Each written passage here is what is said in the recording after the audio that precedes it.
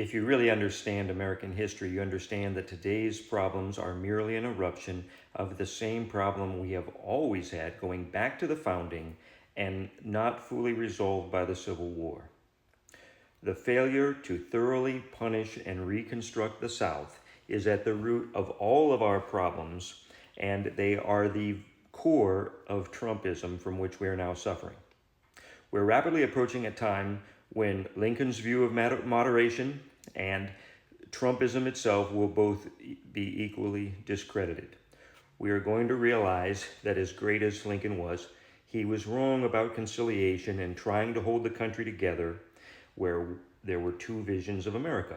One in which the Yankee farmer or small mechanic was making his own living, and the other in which the plantation owner would sip his mint juleps and live off the unrequited toil of others.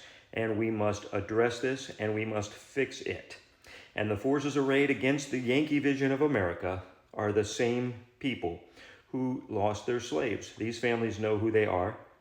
They have always dreamed of being able to exploit others and live off their labor.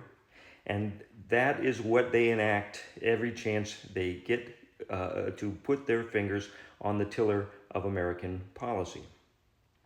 So when Trumpism is thoroughly discredited, everyone understands the horrors to which it leads.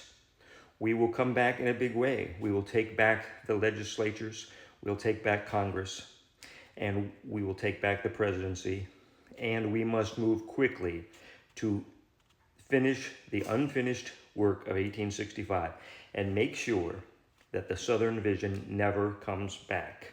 How do we do this? 10 things we need to do. Number one, we need to pass my Qualified Voters Amendment or something similar.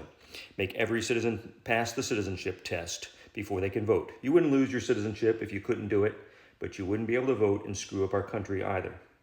We need to amend the Constitution to overturn Citizens United. Make it clear that corporations are not people. They don't have free speech rights. They can't spend money on political campaigns the same as you and I can.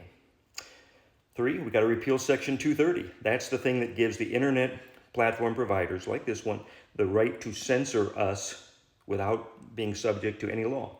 They are allowed to censor and prior restrain perfectly lawful speech, and that has hamstrung us from responding to the challenge of fascism. It must never happen again. We need free speech on the internet. 4th, we need to repeal the statute that prohibits entering the United States without inspection. The federal misdemeanor that was put in the law simply so that Border Patrol agents would have something with which they could cite a person going around a Border Patrol station. It's a misdemeanor. It has to be cited in the officer's presence. But because that law exists, that has given racists an excuse to call people illegals who cannot be prosecuted for any crime. They're not guilty of any crime whatsoever, and yet it has provided some sort of intellectual foundation to Nazism and to this hateful pejorative, which we have to finish off. We need to have another blanket amnesty, the same as Reagan had, and do exactly what it is they accuse us of. Naturalize all the newcomers. Give them all amnesty, give them all a path to citizenship, naturalize them. Add 10 million voters to the rolls. And by the way, that doesn't really help Democrats. A lot of these people are instinctively conservative, and they are going to need to be educated in the American way.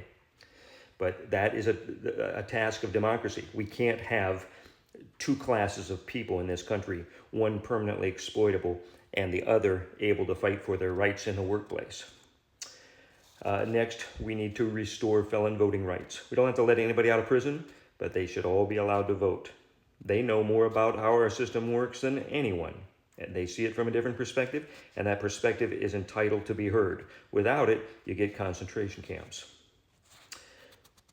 We need to eliminate for-profit prisons. Nobody should be profiting off prison labor or off the incarceration of other people. That is a strictly government function, and that's the way it needs to stay. Otherwise, you're providing market incentives to lock up more people, and we already lock up more people than any country in the world.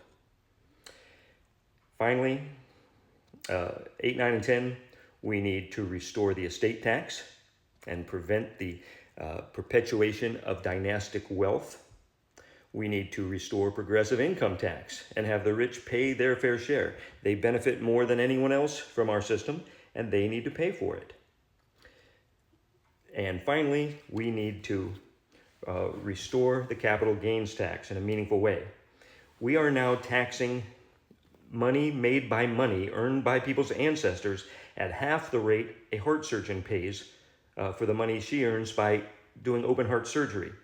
That is insane. It isn't justifiable under any conception of morality, and we need to stop it. Capital gains must at least equal the highest income tax bracket, because a person that receives capital gains didn't do anything for that money. Their ancestors did. They're not doing anything now for it. It is simply money made by other money. And there's no reason we should be taxing that at half the rate earned by the sweat of one's brow and the education and training that somebody like a heart surgeon has to obtain. If we do these 10 things, we will fix it so there will be no comeback for maggotry in America.